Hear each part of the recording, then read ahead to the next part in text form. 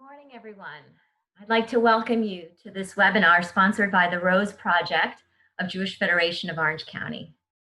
I'm Lisa Armoni, and I'm the director of the Rose Project and Senior Director of Community Relations here at the Federation. Before we get started today, I'm going to go over a few housekeeping items so that you'll understand how to participate in the session. At any point during the webinar, you can type in a question for our presenter in the Q&A box. So we don't have a chat here, but we have a Q&A. So just type in your question. And after Michael's presentation, I will present your questions to him. We'll do our best to answer as many questions as we can in the time allowed. Please know that we're recording the webinar, and we'll be happy to share the link with you after this is over. You'll also be able to find it on our website, www.jewishoc.org. And we're also live streaming right now on Facebook. I'd like to just share a few words about the Rose Project. The Rose Project is a resource for Israel education in our Jewish and our broader Orange County community. On subjects where there are strong differences of opinion, and we know sometimes on Israel there can be strong differences of opinion, we're guided by the Jewish principle of machloket l'shem shamayim, or debate for the sake of heaven. And that is, we seek to provide platforms for deep exploration of multiple views, grounded in values-based discourse. This allows us to hold community despite our differences while creating the possibility of learning from one another.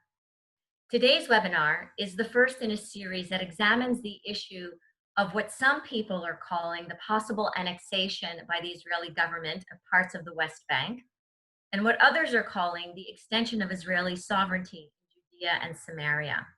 And the fact that different groups express this issue through very different terminology demonstrates to us that there are deeply contrasting ideological, philosophical, and political views about what this issue is all about, and what are the implications for the Israel imagined by each side.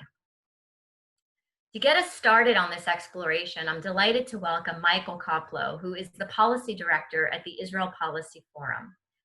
Before coming to Israel Policy Forum, he was the founding program director of the Israel Institute, where there's a person I had the pleasure of working with Michael to bring visiting Israeli scholars to UCI to teach. So our relationship goes back quite a bit, professional and personal. Michael holds a PhD in government from Georgetown University, where he specialized in political development and ideology and the politics of Middle East states. He writes Israel Policy Forum's weekly Koplow column and edits the Israel Policy Exchange, which is a leading source for commentary and analysis on Israel and American Jewry. And his work regularly appears in Foreign Affairs, Foreign Policy, The Atlantic, The Forward, and many other publications. In addition to his PhD, he holds a BA from Brandeis University, a JD from New York University, and an AM in Middle Eastern Studies from Harvard University.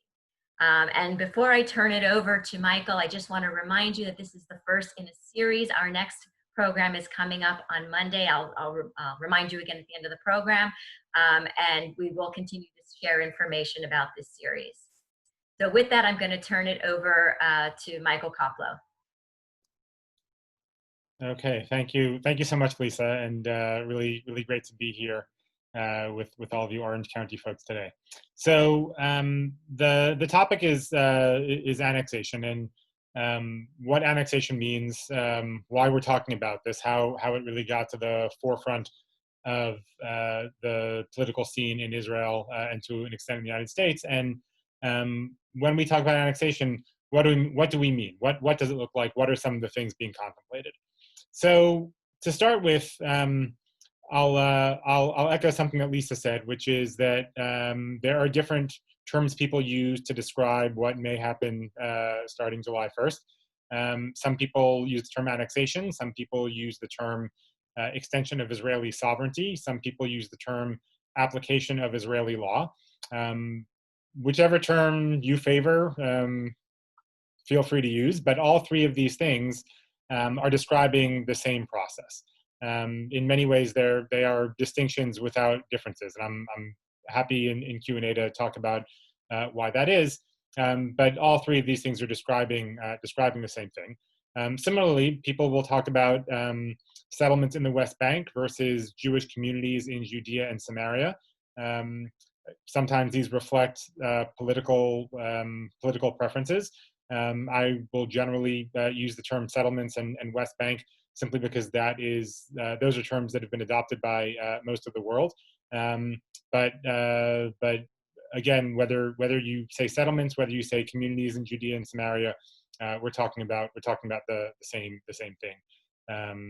And whatever term I'm using shouldn't be interpreted as a view on whether these things are legal or not. I'm really here to talk about practical implications of certain moves and what may happen come July 1st.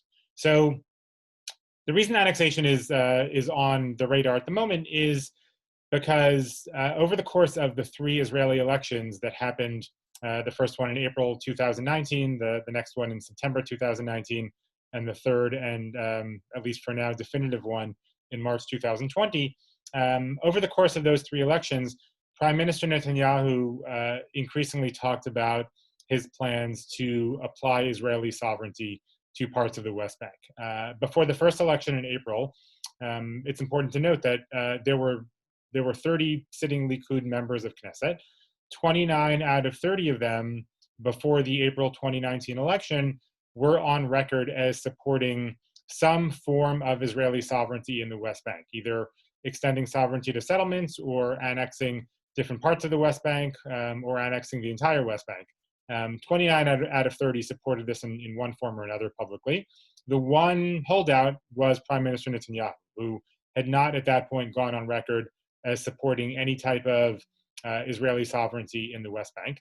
And then before the April election, Prime Minister Netanyahu, for the first time, just a couple of days before the election, announced that if he were to be reelected, he would support extending sovereignty to settlements in the West Bank, but he did not specify how or what form that would take.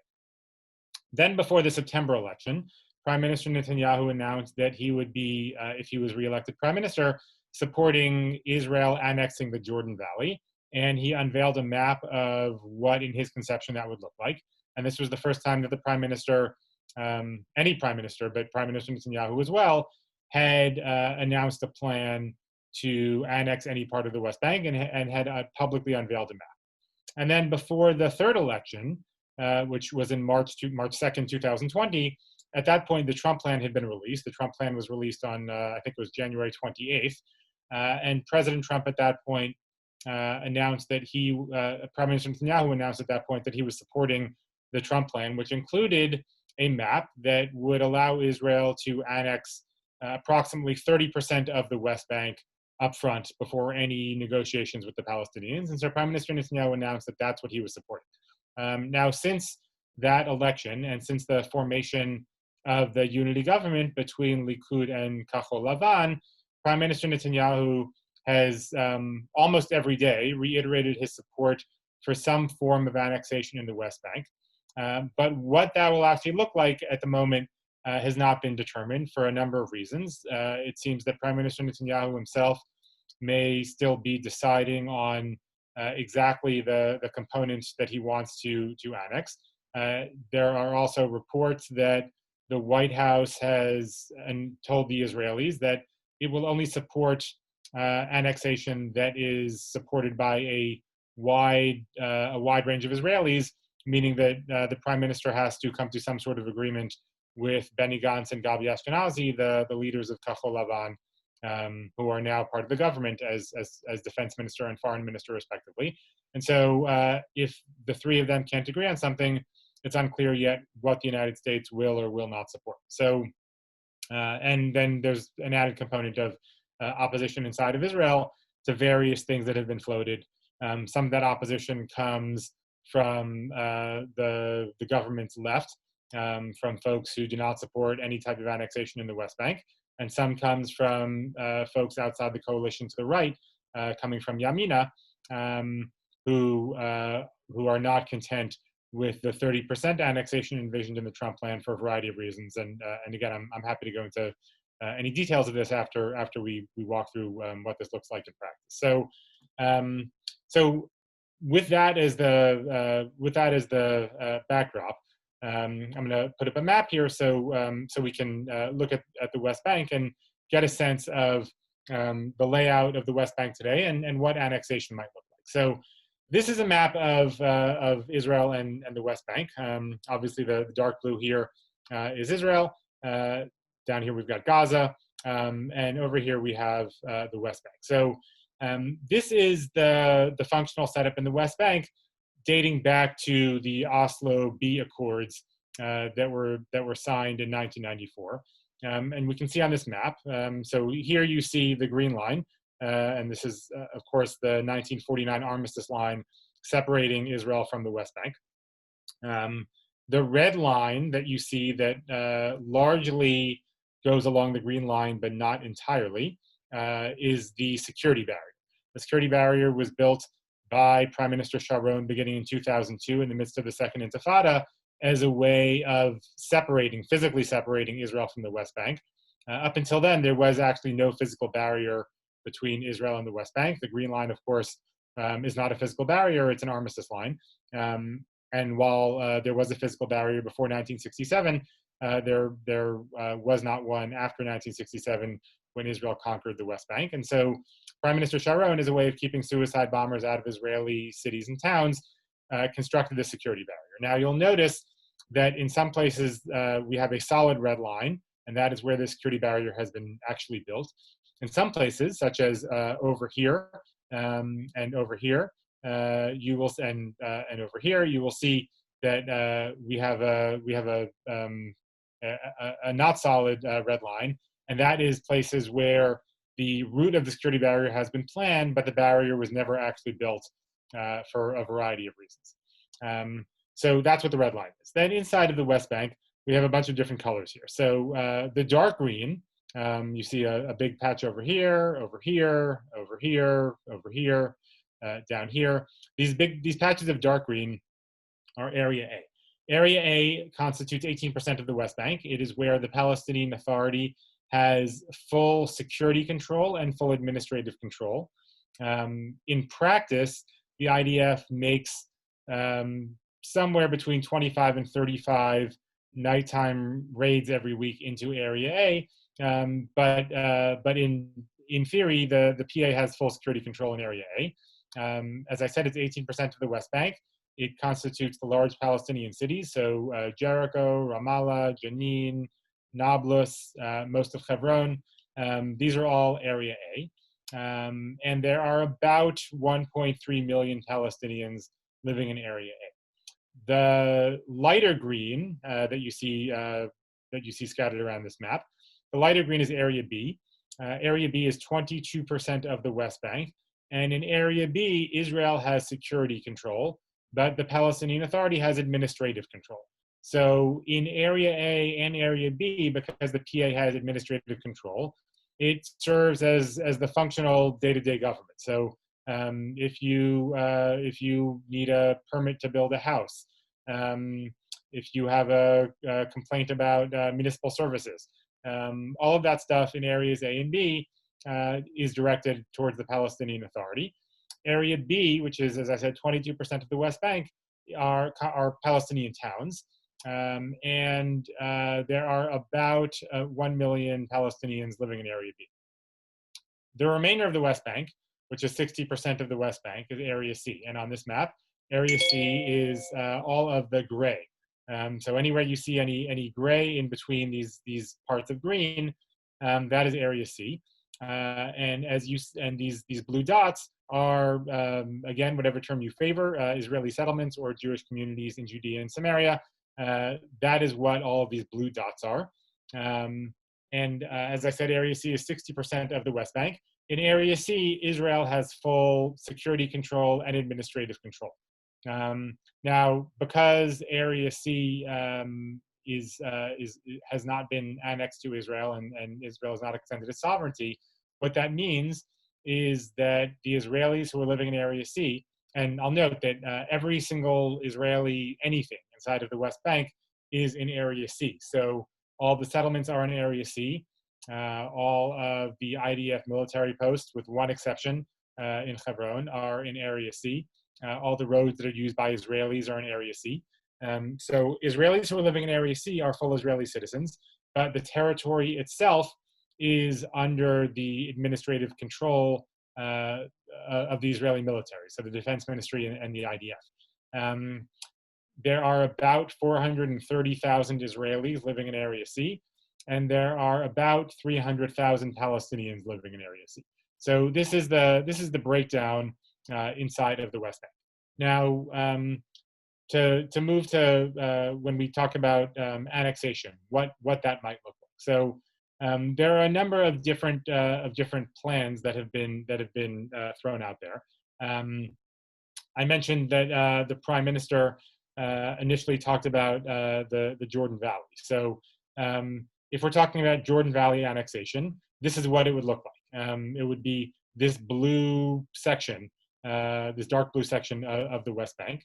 In the Prime Minister's map, it's important to note that there were a few big carve-outs that are not in this map of Palestinian areas, because Jericho, for instance, which is a large Palestinian city, which is in the Jordan Valley. In the Prime Minister's plan, Jericho itself would not be annexed, just the Jordan Valley. But if Israel were to annex the Jordan Valley, this is what we're talking about. Now, I'm going to put up a map here of the Trump plan, because that is really what has led to most of these discussions. So, in the Trump plan, what it envisions is that upfront, Israel gets to annex 30% of the West Bank, and then after 4 years, if the Palestinians come to some sort of agreement with Israel, then the Palestinians get 14% in return from parts of Israel proper. And so on this map, which is the Trump plan map, you can see the dark blue are the parts of the West Bank that would be annexed to Israel. So we have the Jordan Valley over here, which we just looked at separately. You also see some of the big blocks along the Green Line, and some other annexation plans in the past have talked about annexing blocks. So those would be things like over here, you have Gush Etzion. Over here, you have Ma'ale Adumim. Over here, you have Givat Zev. Over here, you have Modi'in Ilit. Over here, you have Karnei Shomron. Those are and over here you have Ariel. Those are the big Green Line blocks. And you can see in the Trump plan map that it includes not only the Jordan Valley over here, and not only big blocks along the Green Line, it also includes some fingers of settlement that extend much farther north. So for instance, this over here is Beit El and Ofra and Shiloh. If we extend this over here is Kiryat Arba and Chavron. I pointed at Ma'ale Adumim, which is this. You can see this part on the Trump map is a much larger area, and it also has you can see corridors extending that connect the blocks over here to the Jordan Valley over here, and they connect Ma'ale Adumim over here to the Jordan Valley over here. So it's a much more extensive annexation that gets you to 30% of the West Bank. And if the Palestinians, after the Israeli annexation takes place, if the Palestinians then are able to come to some sort of agreed plan with Israel, then they would get swaps in return inside of Israel proper. And so you can see there's a big dark green area over here in the Negev that would go to the Palestinians. There are other areas attached to the northern West Bank over here that would go to the Palestinians. Not on this map, but sort of down here off it. There are also two large blocks in the Negev adjacent to Gaza that would also be swapped back to the Palestinians. So, it's unclear at the moment if annexation takes place, what part of this map will be annexed. It could be this full 30% under the Trump plan, and so that's all the dark blue that you see on this map. It could be just the Jordan Valley. It could be some of these large blocks, over here along the Green Line. It's also possible, and for this we'll go back to the map of the West Bank, that Israel will simply extend sovereignty to settlements. And so what that would mean is that every single spot of dark blue that you see anywhere here, in the northern West Bank and the Jordan Valley, in the blocks, that sovereignty would be extended to those areas. So just the settlements themselves, but the land outside of the settlements itself would not be annexed. It's possible that sovereignty will be extended to settlements, and the land around it will be annexed. And if you want to see what that looks like, we have another map here that shows what that might look like. So, for instance, if Israel were to extend sovereignty simply to settlements and blocks.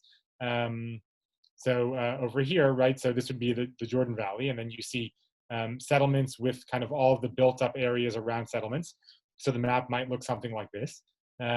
So there are different things being contemplated, and it's unclear at the moment what exactly Israel is going to do.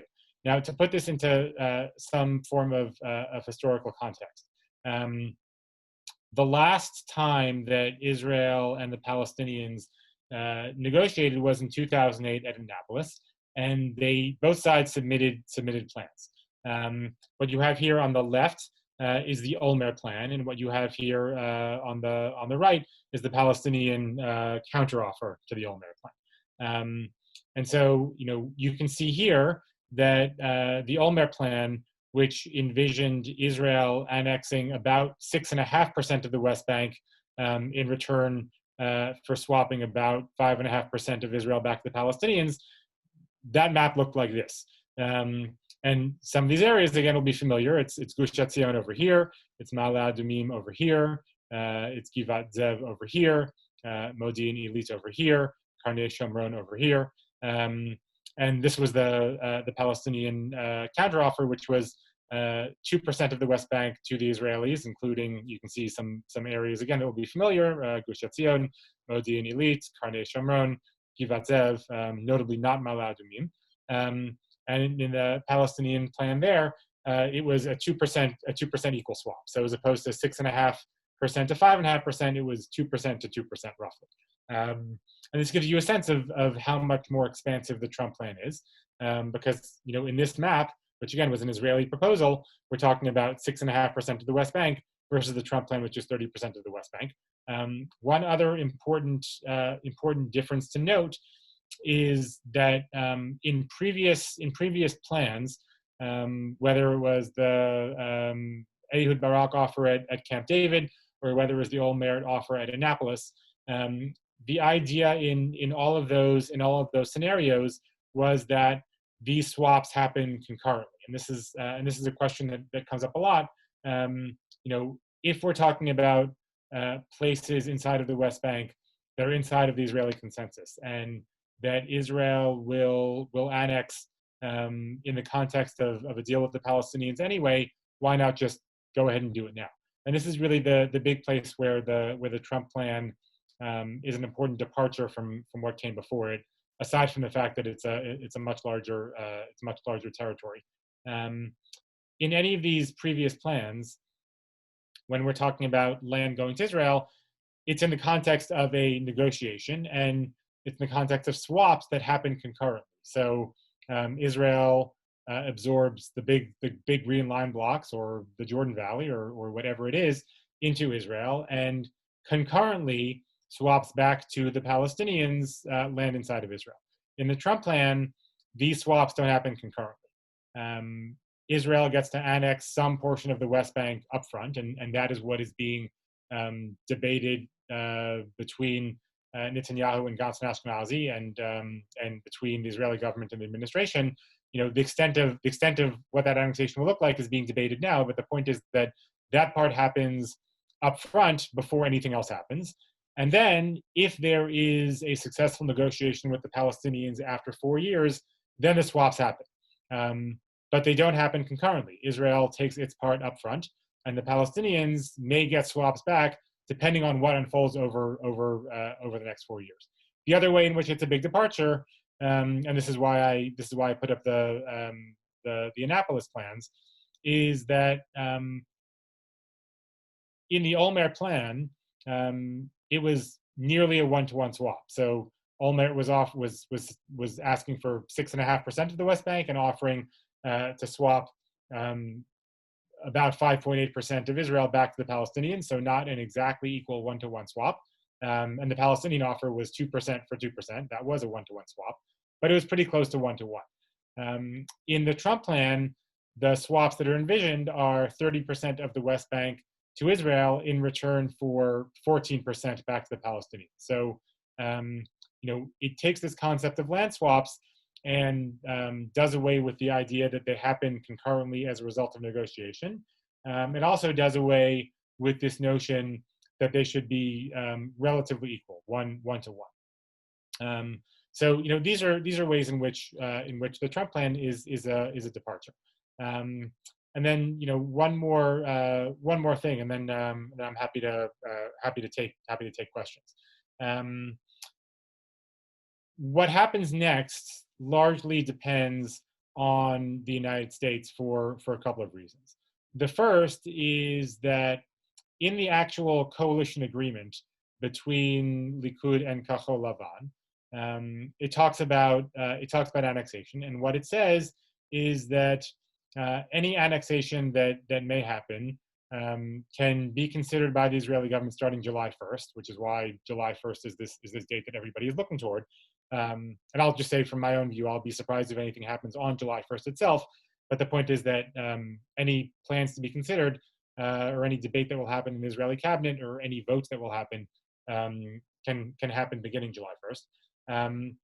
It puts this date down as July 1st, and it says that anything that will happen has to be done in coordination with the United States. And so in the actual coalition agreement, it gives the United States a role in what happens.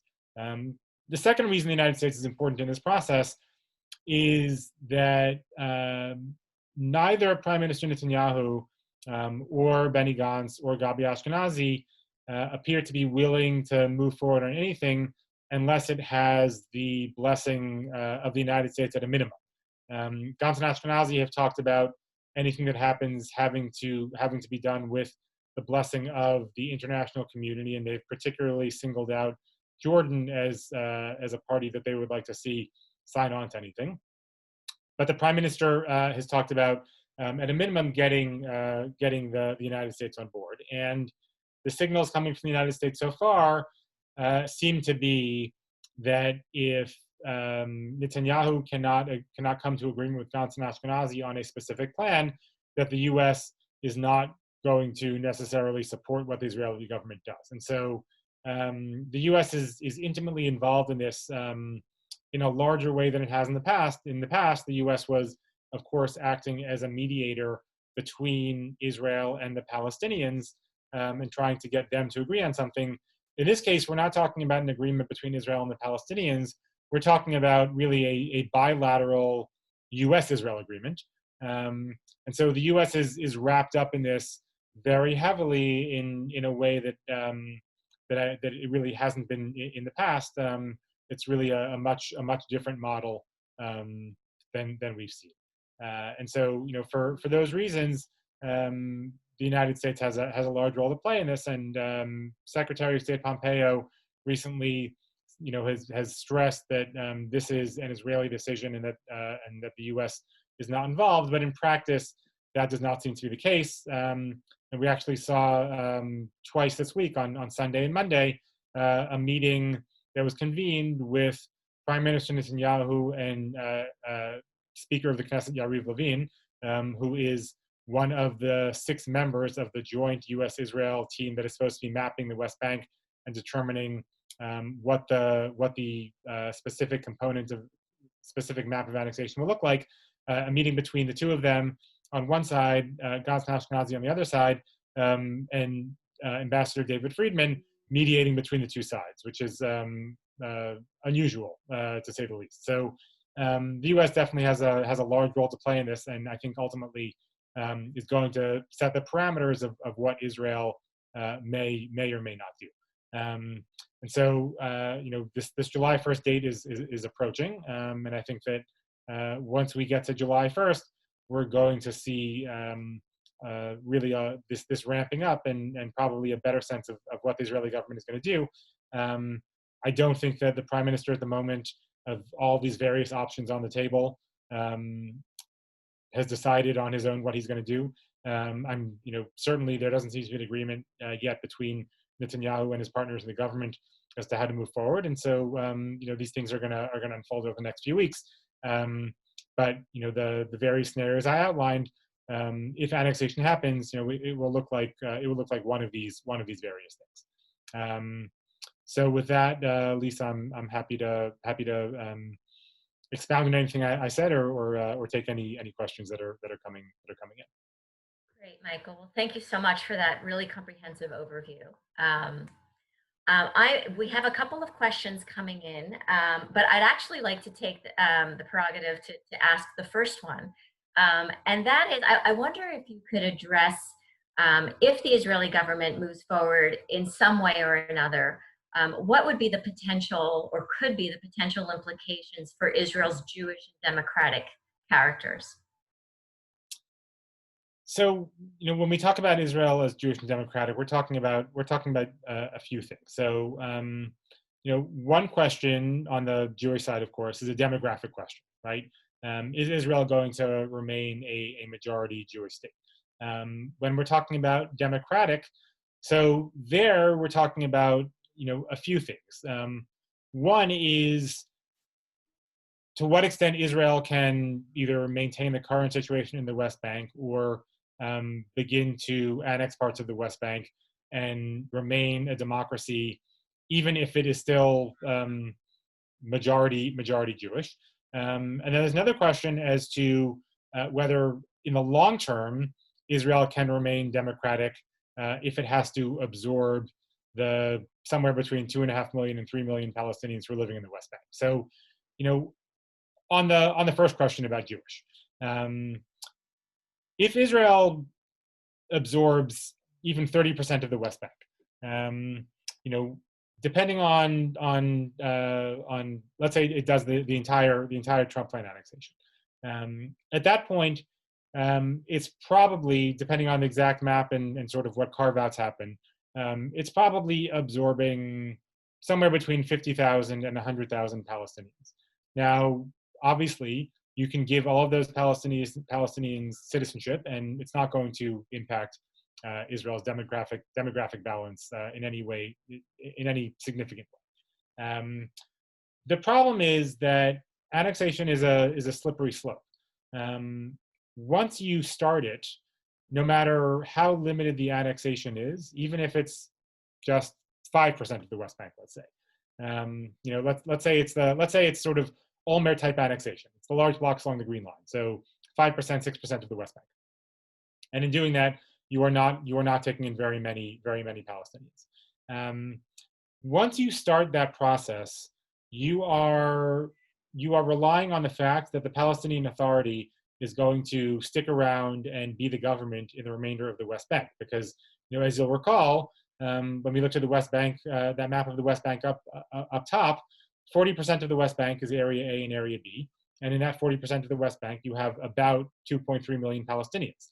Now, Israel does not want to have to rule over those Palestinians. That's why the PA exists. But if annexation triggers the collapse of the Palestinian Authority, and that might happen, it might not happen, but there's no doubt in my mind that at some point the PA has a breaking point.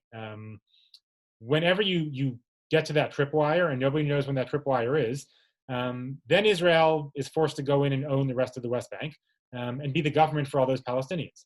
Now, when that happens, that's when you get to this choice about Jewish and democratic, because then Israel can either choose to not give those Palestinian citizenship, and it will remain a Jewish state, but in a place where you're ruling over somewhere between 2.5 million and 3 million Palestinians who are permanent non-citizens, I don't think anybody's going to describe that situation as democratic.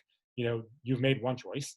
And if you do give those Palestinians full citizenship, then on day one, and this is assuming the demographic numbers today, on day one, you have taken Israel, which is today roughly 75%, it's actually more like 70%, 70% to 30% Jewish to non-Jewish. And on day one, you've created a situation where you're about, and again, exact numbers are difficult, but you're about 57% Jewish, 43% non-Jewish. And over time, those numbers start to go in the wrong direction. And I'll note, by the way, that today, between the river and the sea, and this is according to IDF testimony to the Knesset last year, if you include Gaza in this, you already have a situation where you're 52% non-Jewish and 48% Jewish. So, at that point, you're really making a choice. Israel as Jewish or Israel as democratic, but not both. And this is why annexation is so dangerous. Because no matter how limited a territory you want to annex, once you start that process, what happens next is not necessarily in Israel's control. Because again, it depends on the Palestinian Authority accepting it and being able to remain in place and not disbanding and not doing anything to put the rest of the Palestinians in the West Bank under full Israeli control. Once that happens, all bets are off, and that's why annexation, even a very limited form, is really rolling the dice in I think a very unpredictable way. Okay, thank you, Michael. So the questions are coming in, so I'm going to turn to our participants now. So there's quite a few people who are asking, how are the annexation plans viewed in Israel? If you have information about public opinion polls that you could share? Great question. So the public opinion inside of Israel depends on two factors. Factor number one is how you describe what will happen, and this goes back to the question of terms. So on pretty much every poll that's been done, if you ask Israelis if they support annexation, you get somewhere between 20 and 27% who say they support annexation. Not a very large number. If you ask Israelis, do you support extension of Israeli sovereignty to Jewish communities in Judea and Samaria, you get somewhere between 50 and 60%. And so it depends on how the question is framed and how Israelis interpret what that means. That's variable number one. Variable number two is the question of outside support. And so even when you ask about extension of Israeli sovereignty to Jewish communities in Judea and Samaria, if you ask about it as supported by the United States and the international community, that's when you're at 50 to 60%. If you ask about it done without the support of the United States, then you are down to about 25% of Israelis who say they would support it anyway, and an additional 25% who say they would support it only if it has support from the United States or the international community. The UAE ambassador to the United States, Youssef Al-Otaiba, wrote an op-ed that appeared in Israel last Friday in Hebrew in Yediot Achronot, where he talked about the benefits of greater engagement with Israel for the UAE and the wider Arab world, and described some of the normalization process that has happened, and warned that if annexation goes forward, this normalization not only will not continue, but will be rolled back. And in the wake of that op-ed, polling was done asking Israelis if that changes their view. And similarly there, you had a poll where about 25% of Israelis said, doesn't matter, we support annexation anyway. And about 30% said, this warning actually has an effect on us. We would support annexation. We supported annexation before, but we wouldn't support it in light of that op-ed if the things that Al-Otaiba describes are true. So, basically 1 out of 4. And by the way, I should note these polls are all of Israeli Jews, not of Israelis writ large. So you basically don't get above 25% of Israelis who will support this come hell or high water in any situation. But if it's done, in the context of support from the U.S. and other outside actors, then you're getting to about 50%. And one more note on this, which is that, and this is important too, when you ask Israelis still today if they support two states, you get somewhere, depending on the poll, between 45% and 55% who support two states. And that may in some ways seem incongruous with these other numbers, but it's not, because very few Israelis, when they hear annexation, associate that with any type of two-state plan. But if you ask Israelis, do you support extension of sovereignty into parts of Judea and Samaria with the support of the United States in the context of the Trump plan? And by the way, that is the wording that the Israel Democracy Institute poll uses, and that's the one that found 52% support for this. Many Israelis, because the Trump plan itself uses the term two states over 70 times, many Israelis hear that phrasing and they associate that itself with two states. And so for a lot of Israelis, if you use that terminology, some of them hear it and they think of that as unilateral annexation. And some Israelis hear that terminology and they don't associate it with a unilateral step. They associate it with something that is still compatible with two states. Now, whether the Trump plan actually is compatible with two states is a much longer discussion, and I think you're probably having that next week with Don Rotem. I'm happy to touch upon it too. But the point is that many Israelis, look at the Trump plan and they think of it as a two-state plan. And so, a lot of these numbers are, as I said, very tricky to pin down because it really depends on interpretation and sort of eye of the beholder. So, Michael, if I can take that one step further, if you could talk a little bit about the discussion within the settlements and some of the settlement leaders and how they've reacted to the idea of annexation, particularly because the Trump plan's discussion of two-state solution. So there's a big split between settlers and settlement leaders who live in the large settlements along the Green Line, and settlement leaders who are in more smaller and more isolated settlements. The settlement leaders who live inside of the large blocks, and we're talking about people like Oded Ravivi, who may be familiar to a lot of Americans. He's the mayor of Efrat. He's also the sort of foreign spokesman for the Yesha Council. Folks like that support the Trump plan because they look at it and they say this is a great opportunity for settlements, large settlements where we have lots of Israelis to be annexed to Israel, and for recognition of these settlements by the United States. This is something that we fought for years and may not come again. And so we should absolutely accept this. And the fact that the Trump plan talks about a Palestinian state down the road, isn't something that isn't something we should get in the way of extension of sovereignty to large settlements now, and also isn't something that we should kind of get hung up on, because with all the conditions that have to happen first for that Palestinian state to emerge, we shouldn't be worried about it. It's probably not going to happen.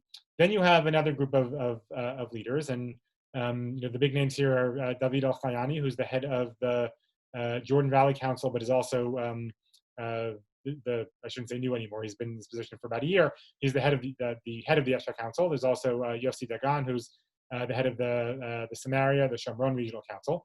And these are folks who represent more isolated settlements deeper inside the West Bank. And what they have been saying is that the Trump plan will be a disaster because, A, it forces Israel to accept the idea of a Palestinian state. And this is something that some settlement leaders are not willing to accept at all, just the notion that a Palestinian state will ever happen.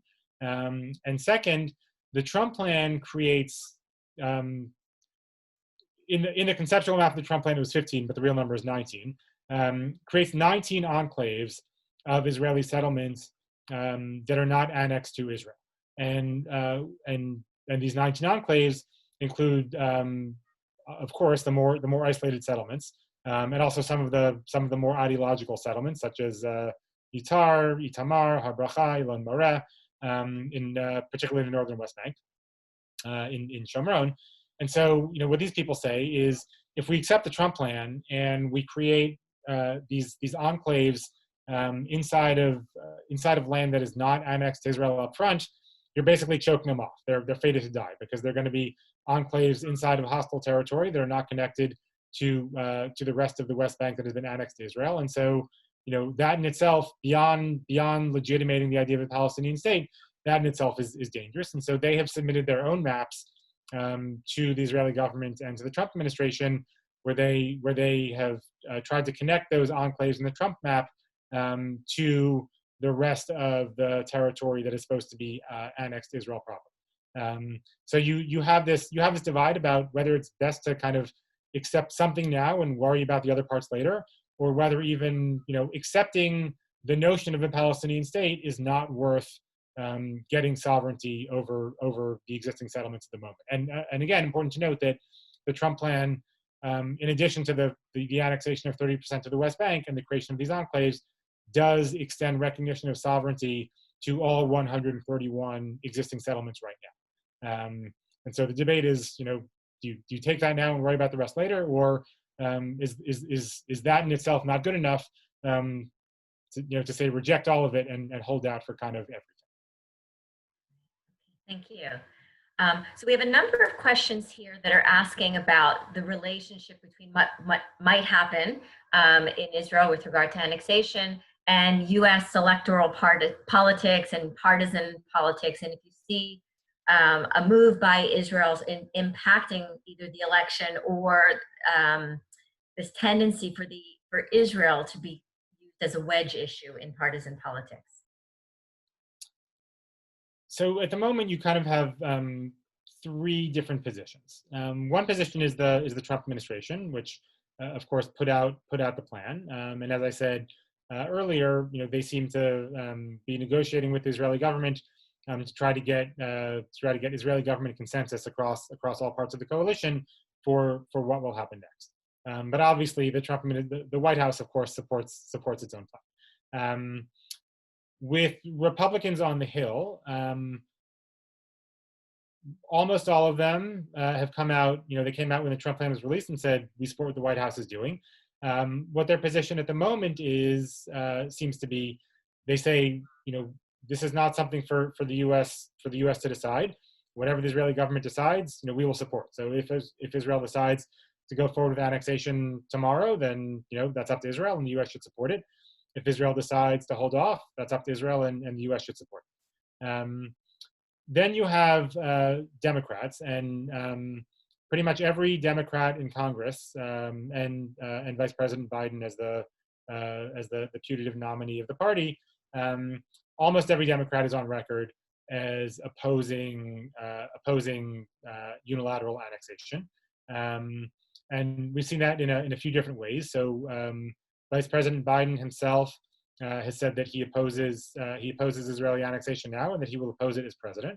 There was a resolution in the House HRES 326 that passed about 6 months ago at this point, which was the first resolution to pass either chamber of Congress explicitly mentioning Israeli annexation in the West Bank and saying that the U.S. does not support it.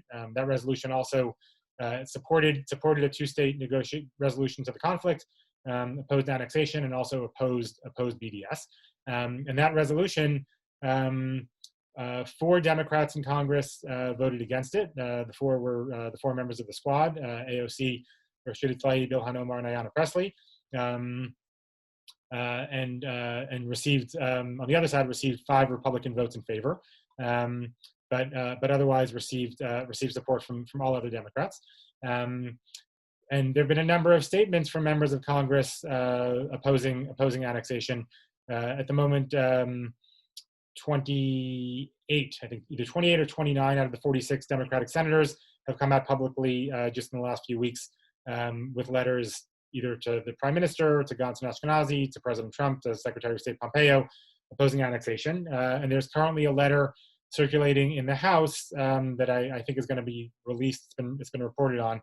Will be released either tomorrow or after the weekend. That looks like it's going to have hundreds of Democratic House members signing on, opposing unilateral annexation. So, you have 2 very clear views at the moment, with Republicans on the one side either actively encouraging annexation or saying we will support it if it happens, and Democrats on the other side saying this is not something that we can support. How that's going to play into electoral politics, I think is relatively predictable. If annexation goes forward, I'm sure President Trump will argue during the campaign that he has encouraged this and supports it, and that this is the pro-Israel position to take. And I'm sure Vice President Biden will argue that this is something that he does not see in Israel's long-term interest or in the interest of the United States, and so as a friend, he's urging Israel not to go ahead with it. Um, and I think Republicans will embrace the president's position, and I'm sure Democrats will embrace Vice President Biden's position. The one thing I'd note is that before President Trump, it was bipartisan policy of both Republican and Democratic presidents to support a two state outcome to the conflict and to oppose any unilateral moves on either side. Also note that the first American president to actually come out in favor of a Palestinian state was President George W. Bush. So, I think that if Vice President Biden wins in November and becomes president, my guess is that we'll probably get a bit more convergence on the two sides about what should happen going forward. But certainly at the moment, there does seem to be a divide between Republicans and Democrats. Great, thank you, Michael. I think we have time for one more question. I will note there's been a number of questions about the security implications, and I'm going to invite everybody to join us on Monday at 10 o'clock when we have Dan Rotem, who's going to be speaking specifically to that. So I'm going to hold those questions until Monday. But we had a number of questions about Palestinian response to the Trump plan in general and to the discussion around annexation.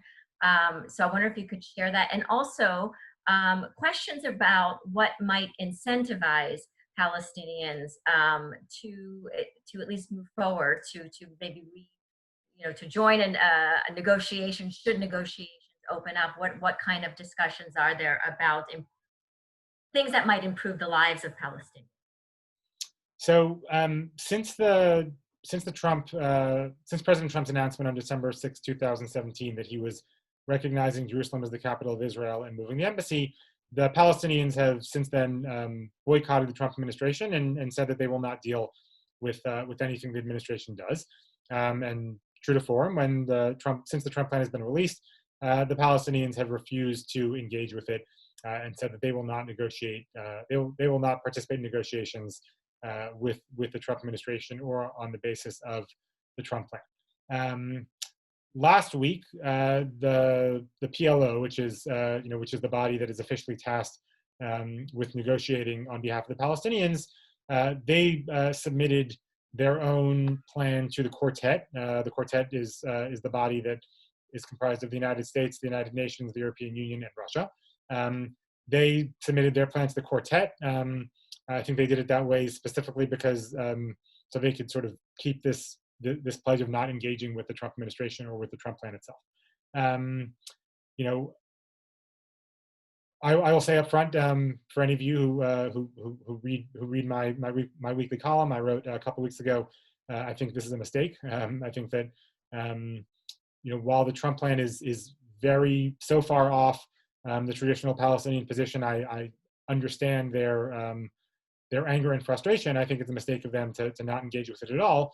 I think that going forward, they will be willing to re-engage with Israel and the United States if they think that a negotiation will return to the traditional parameters that the United States has embraced, right? And so, and the parameters that the Barak government and the Olmert government and the Netanyahu government in 2013-14 negotiated over, right? And so what that means from the Palestinian perspective is negotiations that are based on the concept of the 1967 lines with some sort of equivalent land swaps, two capitals in Jerusalem, and a demilitarized Palestinian state, which they have agreed to. And by the way, they also included reportedly in their proposal to the Quartet last week, and some sort of resolution to the Palestinian refugee issue, which would likely include compensation.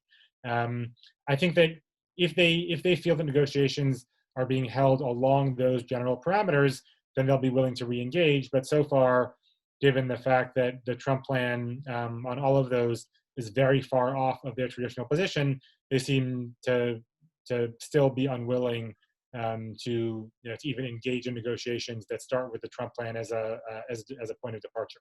And I think until that changes, it's going to be difficult to get them back. Okay, well, wonderful. Well, Michael, we want to thank you so much for spending an hour with our community today. My and really, really benefit from your expertise. And I welcome you all to continue to join us on Zoom as we continue to unpack this issue. You'll be receiving more information about our upcoming webinars, but our next one is Monday, June 22nd at 10 a.m. with Dan Rotem, who is the CEO of Commanders for Israel Security. So with that, thank you. Have a wonderful rest of your day, and we'll see you soon. Thanks, everyone.